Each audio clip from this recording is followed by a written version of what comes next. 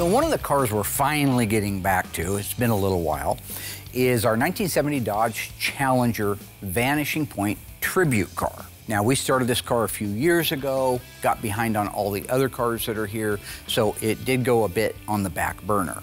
I'm excited because it's my favorite tribute car. I mean, I'd love to do a Dirty Mary Crazy Larry someday, and some of the other cars, that maybe even a Back to the Future car. But for movie cars, Christine, Vanishing Point, they're my two tops. It takes me back, you know, to when I was a kid, when my uncle worked out at the Motor View Drive-In. I saw that at the Motor View Drive-In, I'm gonna guess it was around 1975 or so, with a double feature with Bullitt. So my car fan, movie fans at home will appreciate that. I just fell in love with the car. So I'm excited to be able to build an accurate tribute to that car. They're coming to get you, Barbara. Buried deep in the Pacific Northwest, one team in Springfield, Oregon, takes on the impossible, finding dead Mopar muscle and bringing it back from the grave. Award-winning Master of Mopar, Mark Warman, his cousin Doug, his daughter Alyssa, his best friend Royal, his painter Will, his assembly tech Justin, and the rest of the GYC ghouls are restoring, resurrecting, and recreating some of the fastest, fiercest, and rarest muscle cars on the planet. This is Graveyard Cars.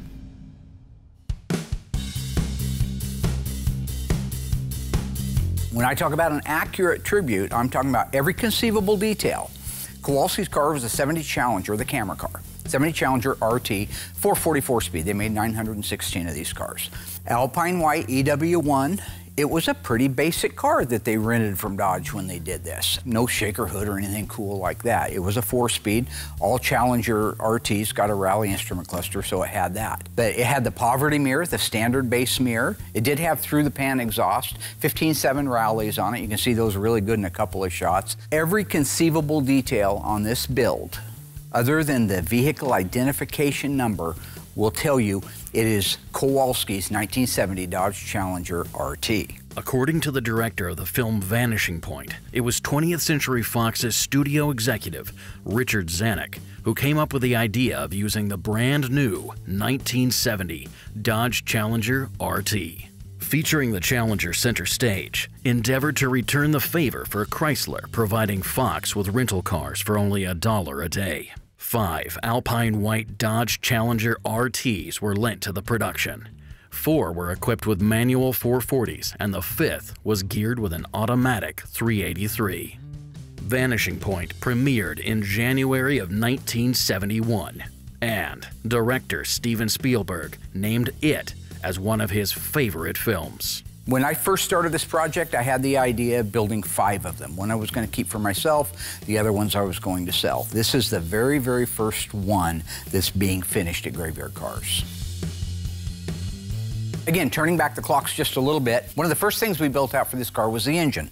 Now, I had rounded up, because I told you it's going to be correct in every conceivable detail, an F440 HP block. Not the numbers one, because this car started life as a slant 6. So I found a correct date-coded 440 HP engine, and we sent it out, had the machine work done, brought it back, and that was an opportunity at that point. This goes back to the earlier days of Alyssa being here on the show and working in the shop, that I wanted her to have some experience assembling that engine. So I let her work with the guys on building out the engine. It was a great experience building out the engine for the Vanishing Point tribute car. I mean, this is the first time I've had experience like that. I've never been able to actually build out an engine, so that was great. Prior to this, if you would have asked me the order of assembly for a 440 Magnum, I would have had no clue. But now I can tell you correctly. So what's the first step? Like, what are we doing right now? Right now they're putting in the bearings, the main bearings. First, we start off with removing the main caps, installing the new bearings in the block, and applying assembly grease. And then we set the crankshaft down into place. After the rear main seals and crankshaft are sitting in place, next we replace the main cap bearings and install them and torque everything down to specifications. Do you remember what the tension specs on the main bearings are? So first off, it's not tension specs. It's called feet-pounds of torque. The main bearings are 85 pounds. The rod bearings are 45 pounds and the cylinder heads are 70 pounds. Do you want to know the rest of them? Oh no, that'll do. Once the crankshaft is in place and torqued down, the next thing is to install the rings on the pistons and install the pistons in the engine. This was the hardest part for me. I couldn't get the ring compressor to stop sliding off, so the guys had to give me a hand. When you have the pistons in the cylinder and the rod butted against the crankshaft, you install the rod caps to the bearings and then torque them to spec.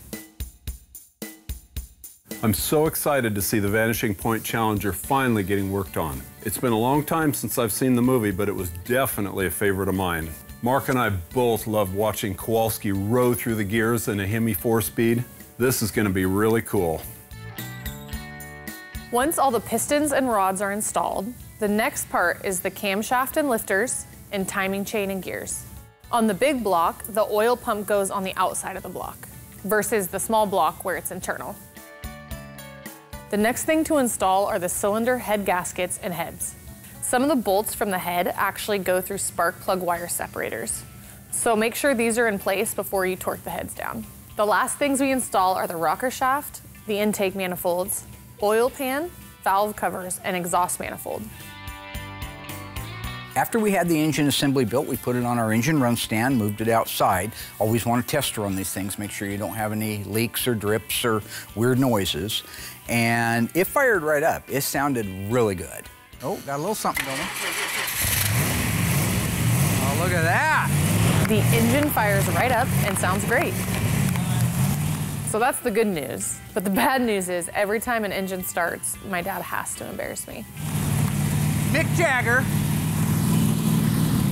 Oh, there you go. I think he was doing Start Me Up by the Rolling Stones this time.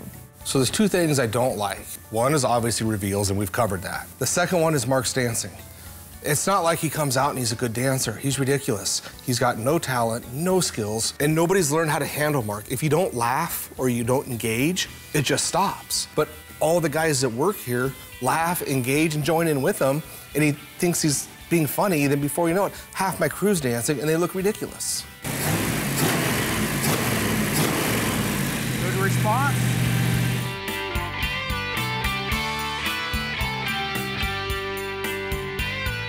So the little car that we're building our Vanishing Point out of started life as a C engine code. That represented the 225 cubic inch slant 6. This was just a little EK2, vitamin C orange, 6-cylinder, 3-speed manual on the floor car. So like with all of our cars, we disassembled it, inventoried everything, sent it out and had it dipped. When it came back, it did have a lot more problems with it than what I thought it was going to have. A lot more sheet metal damage. A lot of stuff needed to be replaced. So I had Will go ahead and do the DP90 on it because we were going to jump right on it afterwards. DP90 keeps it safe from humidity while you're waiting to work on it. That was several years ago, and it got pushed out into the rain. So DP90 isn't designed to be out in the weather and out in the elements. It's a substrate. It has to be top coated. With nothing, it just rusts. And that's what happened. Everything between the wells, between the panels, all of that stuff started rusting on it, and we started getting peek-through rust in our DP90. Here's the problem. Our dipper, although they can take paint off of a 50-year-old car like nobody's business, it won't touch that DP90. Chemically, it won't touch it. You could set it over there and it'll come back looking exactly the same as it did. So it had to have an abrasive stripping, media blasting. The 1970 Challenger. This car makes the scene like a bolt from the blue. For a lot of people, Challenger is the dream come true. For folks who want a mill that breezes along smooth, quiet, and at minimum cost, there's a standard Challenger 6, the 225. From here, the offerings go right on up to stormers like this 440 Magnum 6-pack and the 426 Hemi. Both are available on Challenger RT. So's this Shaker Hood. The 318 is standard in V8 models, the 383 Magnums in RTs. Hotter V8s are available in both series.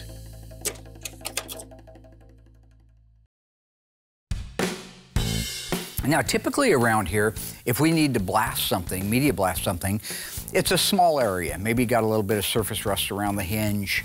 We can use our small spot blaster, this cool little handheld unit that holds sand in it. It's basically a siphon feed setup, but you can't blast a whole car with that. So I ended up calling the guys that make the other equipment that we use. They make good media cabinets, and we use their stuff and have for years. So when I reached out, I just told them what we were working on. I knew we couldn't use like a cabinet, a regular cabinet style. It had to be something free-held. Something mobile would be nice because we're going all over the place here. We're out in the field, we're over here, we're doing spots. And he says, oh yeah, I got the 4260-2799009 Alpha New Era. And it's all these, I don't care. It's not a Mopar, right? Just send me something I can blast the car with.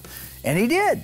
He sent me an incredibly large, self-contained, amazing piece of equipment that would be awesome if I had any air to run it. That's the part I kind of left out, or perhaps he left out. I tried to hook it to my compressor. I thought, well, I'll just go out there and hook up my compressor. Doesn't work that way. Had to get a bigger compressor.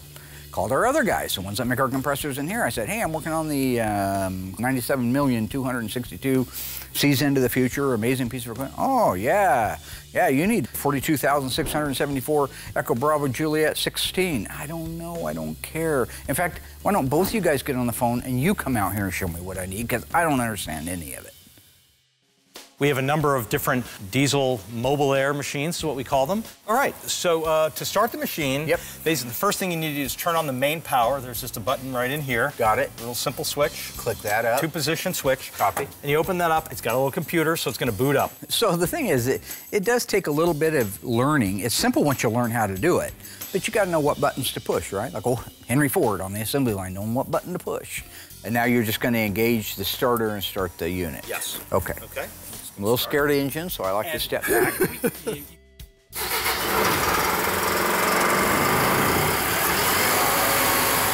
But I would have loved to have this equipment years ago.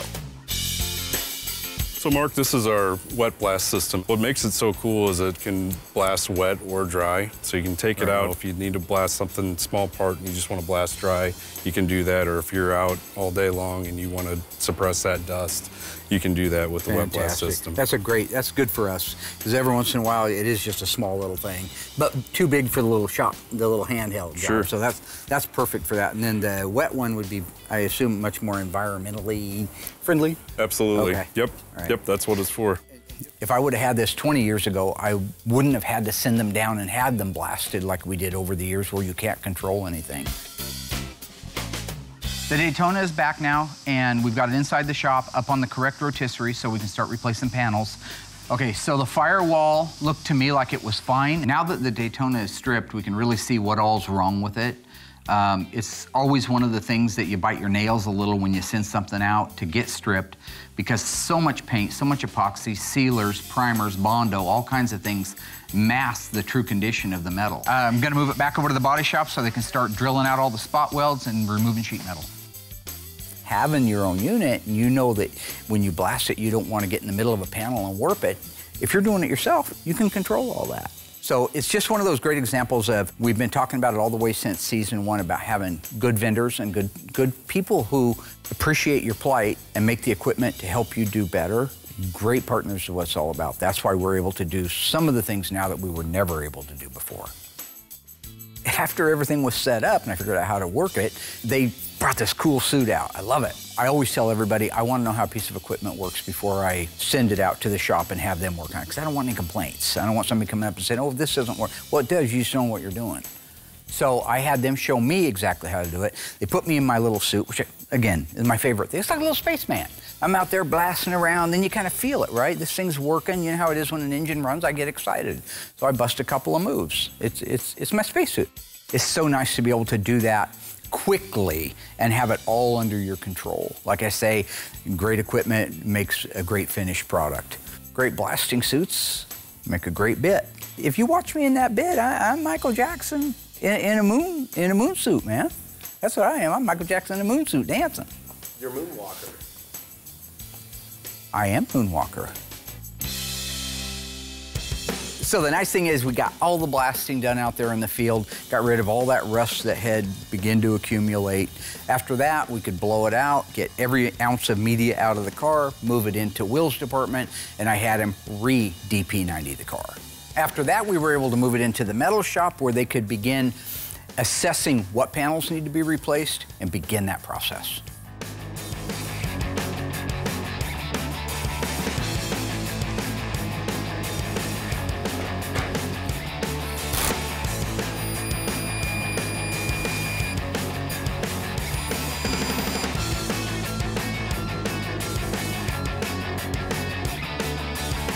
So on this car, as I had mentioned, we ended up replacing a lot of sheet metal on it. One of the big things is the main floor. Even though it wasn't just completely rotted through, it had enough peppering in it that we wanted to replace that one piece. You got to drill out all the spot welds, cut it loose from the rockers anywhere it's not spot welded at. Take your time and dissect that panel out. If you get the panel out clean, you can clean everything underneath it, prep it for the new panel installation.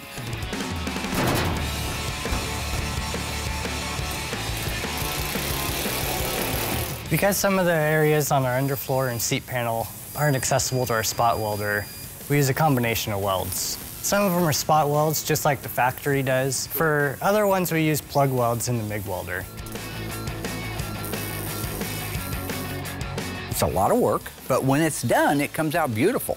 You can't tell that that's not a brand new Chrysler part installed in that car.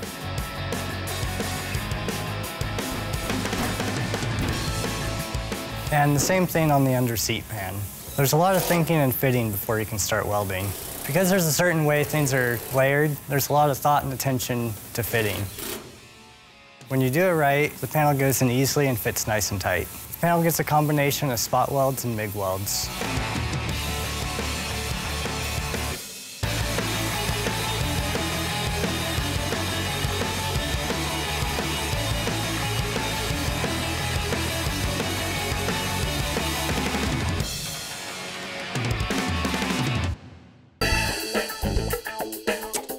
This is the Challenger two-door hardtop. There are 5 other models. A long, low, and lively Challenger convertible, the Challenger RT two-door hardtop, the Challenger RT convertible, a special edition Challenger two-door hardtop, a formal coupe. The SE model is an optional package and includes a vinyl roof with a small formal rear window. Completing the model lineup is the Challenger RT Special Edition two-door hardtop. This wood grain rally cluster is standard on the RT, optional on the Challenger. It adds a tach, clock, oil pressure gauge, and trip odometer. And of course the automatic transmission. When it's mounted on the optional console, it has a speed gate to channel the action. Torque Flight and 4-speed manual are optional on all models. Floor-mounted, heavy-duty, full-sync 3-speed is standard with most engines.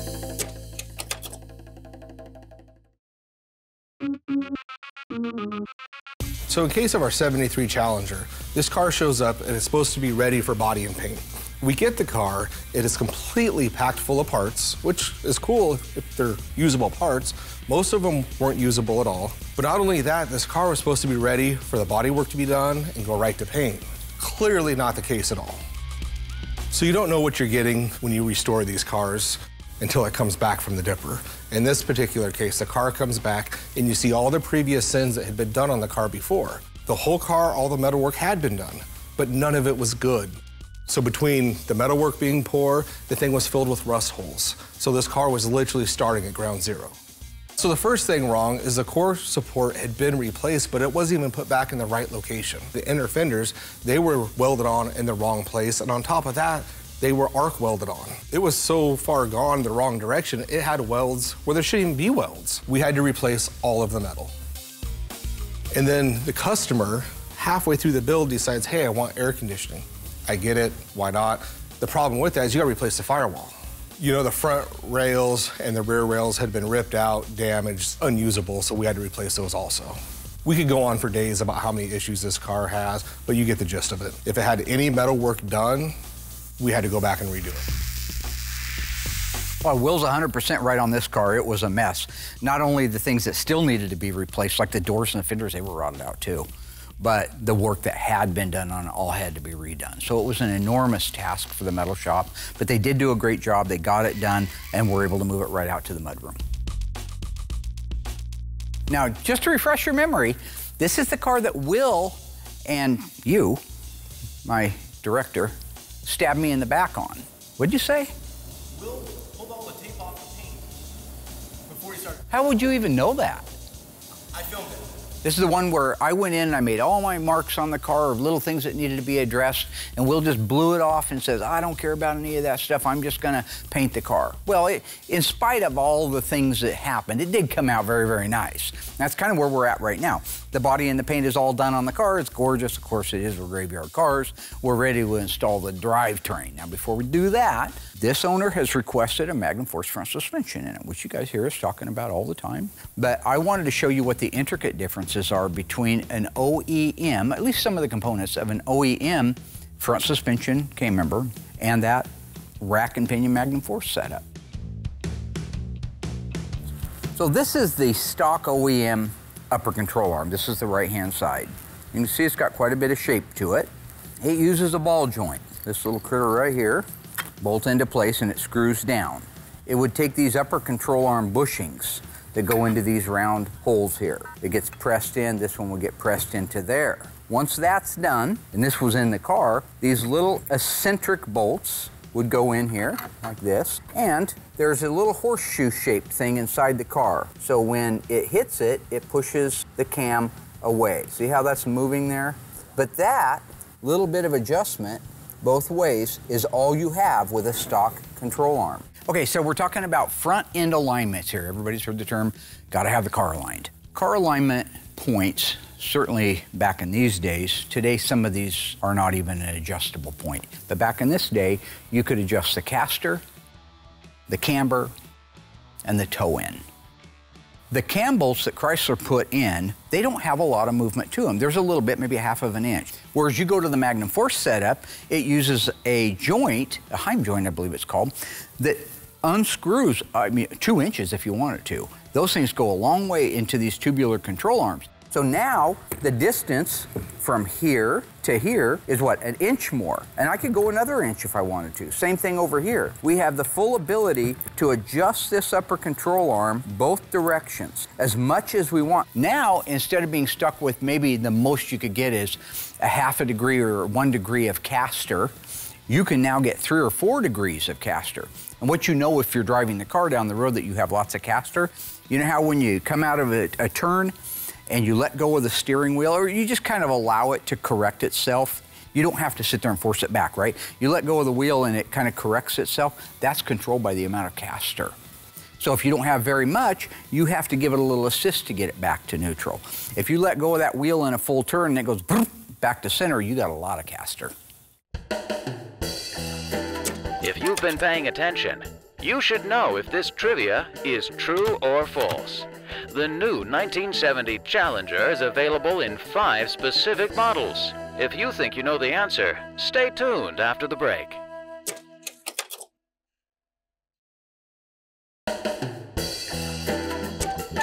Welcome back. Do you know if this statement is true, or did you just take a guess? The new 1970 Challenger is available in 5 specific models. If you guess true, then I've got bad news for you. The answer is false, and you would know that if you were listening carefully. There were actually 6 specific models for the Challenger in 1970. The Challenger 2-door hardtop, along with 5 other additional models. The long, low, and lively Challenger convertible, the Challenger RT 2-door hardtop, the Challenger RT convertible, the Special Edition Challenger 2-door hardtop, and the Challenger RT Special Edition 2-door hardtop. In addition, the Challenger came with beautiful bucket seats. This is the standard interior for all models. And to shed some light at road level, the 14-inch wheels and 70 series tires are standard with all but the 340 or Hemi engines. With them, you get the wider 6015s with raised white letters. Nobody's ever going to convince me to like the aftermarket new stuff more than my original. I'm just an OG guy. I like my OG cars. I like my OG suspension. That's original gangster, in case some of you guys don't know what that means. Quarter in the shop, food. Waiting for the dial tone. Anywho, I do still appreciate the aftermarket technology. I appreciate guys like Ron who have taken a wheel and made it roll smoother and faster and better. Just doesn't necessarily fit every application in the world. But when you want that, that's a great system to go with. This one, Ron has moved all the steering in front of the engine. All right? On this one here, you see that the steering, which I haven't even shown you yet, is behind the engine. Everything is back here. You go over to this one, everything is in front. This is our rack and pinion steering. This is our sway bar. Notice the diameter of the sway bar. We're talking about 1.25 inch sway bar right there. Polyurethane bushings. So now the stability of that front end is about 5 times more rigid, just guessing, than an OEM one. The main thing is, since the steering is in the front and it's rack and pinion, it's more sure-footed. So here, I show you our steering gear. You see what that looks like. Over here, our new steering gear, which is a rack and pinion unit. The handling and the sure-footed nature of this geometry is so much superior to the factory stock one. This is an integral style steering. So it uses the big power steering box compared to that little bitty one I just showed you a second ago that's part of the actual rack and pinion. This thing takes up a lot more real estate, which when installing these makes it more difficult. Out of this gear, to make up what that little rack and pinion does all by itself, we have a pitman arm coming off of the bottom of the steering gear. We have an idler arm on the other side. It has what you call a drag link. The drag link connects the pitman arm, the idler arm, to the tie rod ends, the inner tie rod ends, which are these right here. Then it goes through the tie rod sleeve. This is adjustable. This is how I set my toe in. That will make those wheels open and close. This is an outer tie rod end right here. That fastens to the lower ball joint. The lower ball joint and this control arm are one piece. They bolt to the knuckle, the upper control arm goes onto it, and that is the geometry of your entire front end. But because of all these joints, there's a lot of room for play in there. Whereas on our rack and pinion, you don't have nearly as much. You have the rack and pinion, outer tie rod ends, an adjustment sleeve, and you're done. This is our lower control arm. If you look at the width of it, I would put that at about 3 inches wide. This has the ability to flex, especially when you have a 4,000-pound car on it, pulling it one direction or the other. If this bar wasn't here, this strut rod, and you were to hit the brakes, the tire would stop the car and keep moving, and this thing, because it's so narrow, would flex back like this. It'd be dangerous, so they put these strut rods in. Take a look at the lower control arms on the Magnum Force setup. The width right there, I'd put it about a maximum of 8 inches, whereas over here, we only have it 2 or 3 inches. Now, one of the things on this front end that is, again, kind of taking the original wheel and making it better are these lower control arms. If you look at the width, the size, and the fact that it's an A-shaped lower control arm instead of the singular plane control arm on a Mopar, you can just see inherently that you're going to have more strength. And you also have less things holding it in place, like you don't need a strut rod. Every time you take pieces of linkage and components out and you tighten it up, it's going to give you a better ride. And that's what that does. You know, at the end of the day, both of them have a place, right? If you're building a resto mod car, or maybe in some cases you just want a car like the ones we do where they call them resto mods, but it looks 100% like an original 1970 Roadrunner, but it's got the Magnum Force rack and pinion front suspension underneath it. I think that's a universe that's okay to have out there, and I think what we do is a universe too. What we're doing is we're continuing the original assembly line appearance of a car, and what he has to offer is the alternate universe of it. Now we can marry the two together like we did on the Superbird, like we did on the SEMA Cuda, like we've done so many times, and you can have the best of both worlds. The OG-looking Mopar with the late model, quick ratio, like you're driving on rails, front suspension.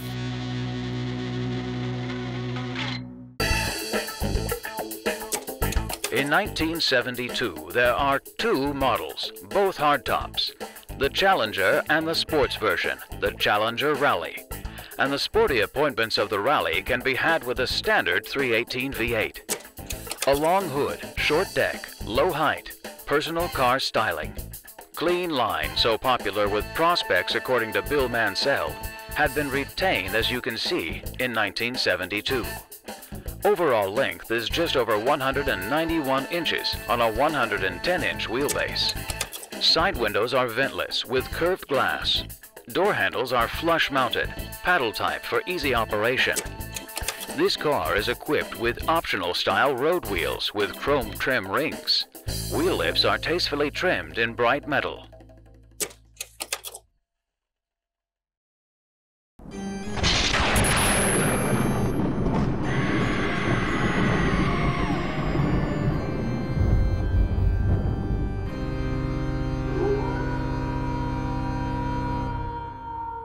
Okay, so the name of the game with the autopsy report is you want to give them all the data and giving them an idea of exactly what to expect from this car and just how rare it is. But you got to engage your audience. So the camera on the left, that's your lovemaking camera. Now, one of the things that I've been doing just for our social media stuff is I came up with this idea called an autopsy report. Now, we used to, if you go back to a few seasons ago, we were doing a corpse of the week. This 1971 Dodge Charger RT is our corpse of the week. Now, the 71 Charger was the first of the third generation Chargers. Some people love them, some people hate them. I personally think they're pretty cool. You could get a 440 Magnum, that was standard.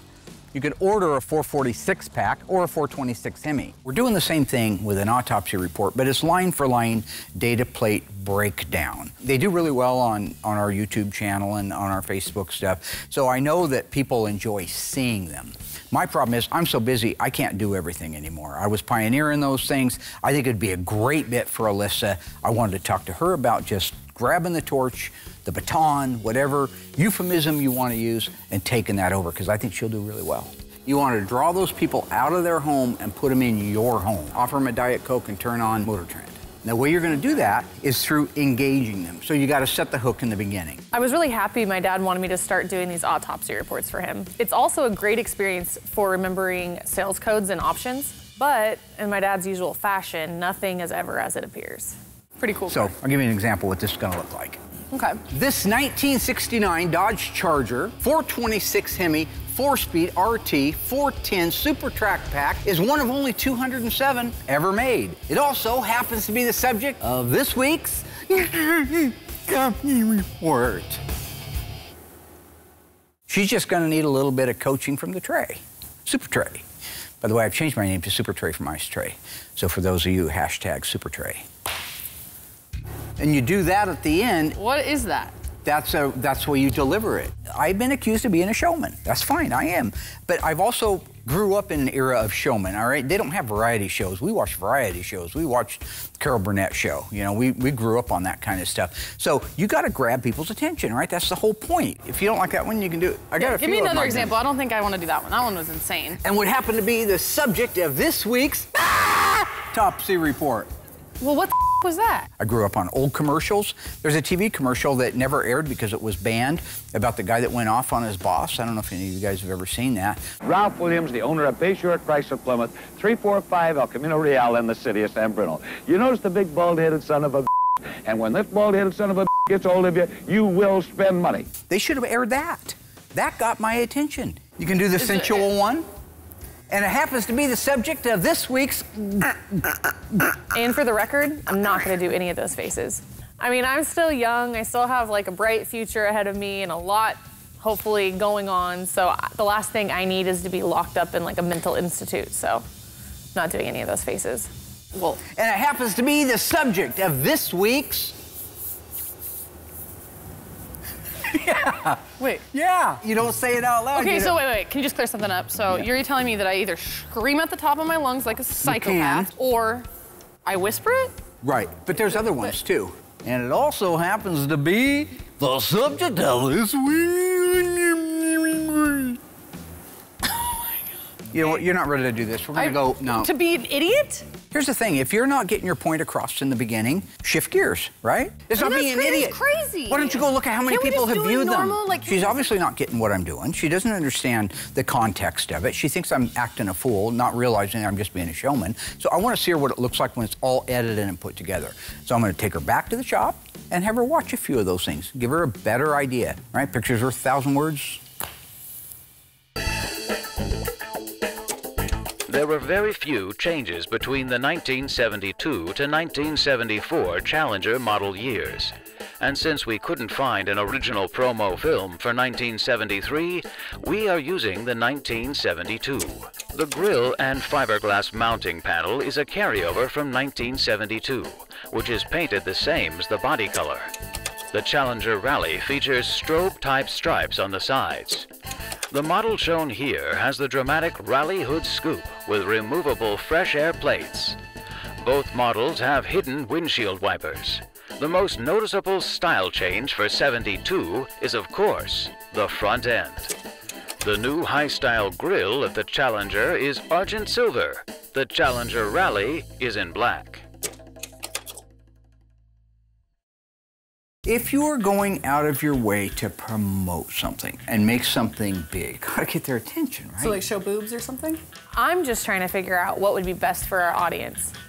No, not at all. Not at all. I don't want any of that. This is a family show, and I don't think any... It's a family show. You are humping something outside of this window. That was making a point that you stand up against oppression. So, if I may... All right, so give this a second. This 1969 Dodge Super Bee 383 4-speed is the subject of this week's autopsy report.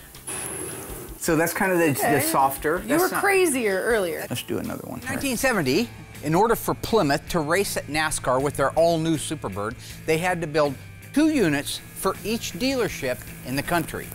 Thus, 1,920 Superbirds were built. This is one of those Superbirds. Right. It's also the subject of this week's autopsy report. Now, see? That was great. Yeah. That was great. And now, change the channel. That was good. horrible. That was not that bad. That was the worst one I've ever done. Trust me, nobody wants to see boring. Nobody, all right? What do you know the show Cops, the reality show Cops? What's that, 50 years on TV? I don't know how long it is. It's because it's shock TV, it's thriller TV, it's get your attention TV. Nobody wants to see a cop pull some guy over, give him a ticket for speeding, and have the guy say, oh, thank you, officer, have a great day. Nobody wants to watch that. They want to see a guy jump out the passenger's window of a car that's still rolled up, jump on the hood, take a dump, and run off into the forest singing Sweet Caroline by Neil Diamond. That's good TV. Let me cue up the one I think that is best and it's going to get us the best reaction. In 1970, Dodge introduced the Challenger. Yes. One of those models was the Trans Am Challenger, featuring a 346-pack engine that created 290 horsepower.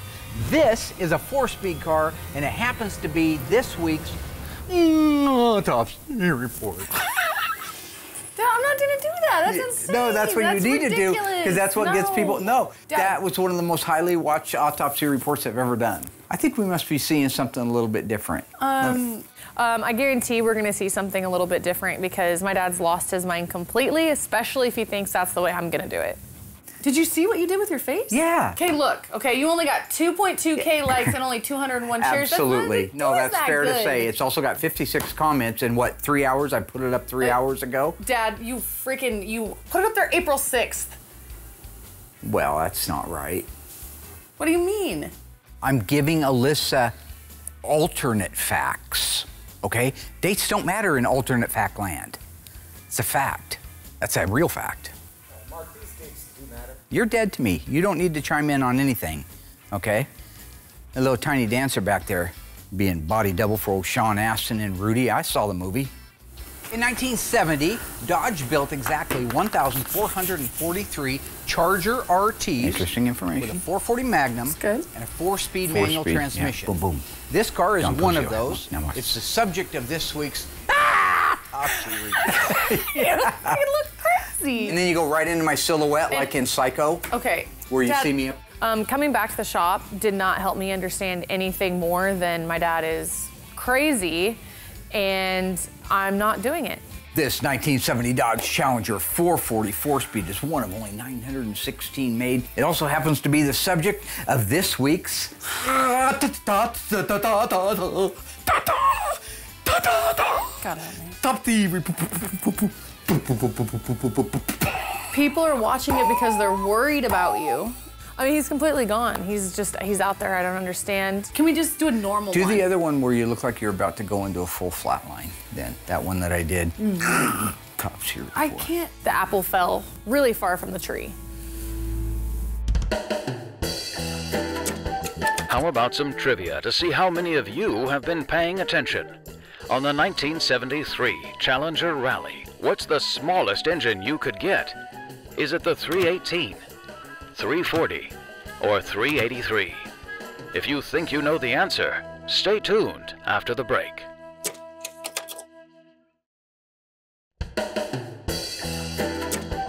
Welcome back. Are you ready to see how right or wrong you are? On the 1973 Challenger Rally, what's the smallest engine you could get?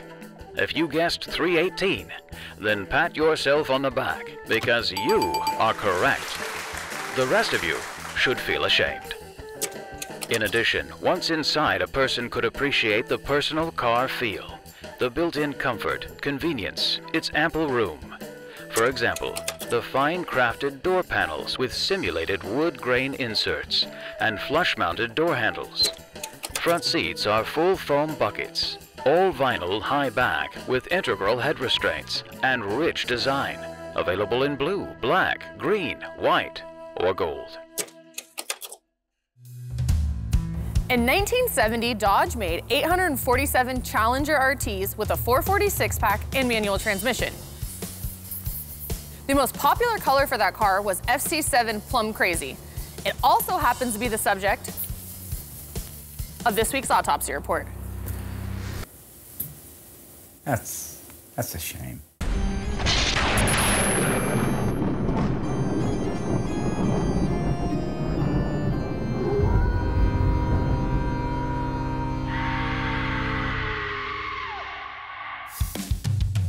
So remember, when we read a fender tag, we go left to right, bottom to top. The first code is E87. That means 390 horsepower and 446-pack. D21, that's heavy-duty 4-speed manual transmission. JS23, that represents that it's a Challenger and an RT model. V0B, V indicates that it's a 446-pack. 0 means it was a 1970 model year. And B means it was built in Hamtramck, Michigan. 191280 means it's the serial number that's specific to this car. FC7 means it was painted plum crazy purple. H6X9 means it was built with bucket seats and they're all vinyl. 000 means it was built with a one-piece door trim panel. B14 is its scheduled production date, which in this case means that was November 14th, 1969. 013665 is its shipping order number, and it only appeared in 2 places, on the broadcast sheet and the fender tag. V1X means it was built with a black vinyl top. A01 light group. A34 super track pack. That means it has the 410 Dana 60 rear axle. A62 means rally instrument gauges. B51 means it has power disc brakes.